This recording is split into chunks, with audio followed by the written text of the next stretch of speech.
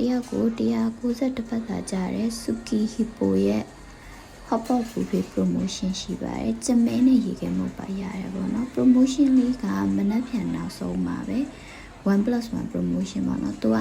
299 plus မှာပါပါတယ်။2ယောက်ကို382ဘတ်ကြာခဲ့မယ်။တရားကို190ဘတ်ပဲကြာမှာပေါ့နော်။မနေ့ကညသွားခဲ့ပြီမစားခဲ့ရလို့ဒီနေ့နေ့လေထပ်သွားရပါတော့နေ့လေမှာတော့စားရပါတယ်အားကြောင့်မနှက်ဖြန်ကိုလည်းနေ့လေလောက်ပဲသွားကြရင်စားဖို့ချိန်တည်ပါတယ်လို့စောင်းတော့တော်စောင်းရတယ်2နာရီနီးပါးလောက်စောင်းရတယ်စောင်းမျိုးကိုရီးယားအပေါ်မှာဆိုတော့အပေါ်တက်ကိုတက်သွားတယ်ပြီးတော့ဒီမှာရေကမုတ်ကောရှယ်စားလို့ကတော့ကောင်းပြီကွာစောင်းမှယူနေတယ်ပေါ့နော်စားလို့အရသာကောင်းတဲ့အတွက်ကျမဲလေးရတော့ဒီမှာဟော့ပေါ့ဆိုင်ကြီးမှာတော်တော်များများကျမဲမရအောင်ဆိုတော့လေဒီမှာကျမဲရတယ်ရေခဲမုတ်ရတယ်စားလို့အဆင်ပြေတယ်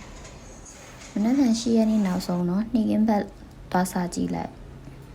ဘန်နာမှာ food blog ကတော့မဟုတ်ပါဘူးဒါပေမဲ့စားရတာတော့ဟော့ပေါ့ကတော့ဟော့ပေါ့တည်းရဲဆိုတော့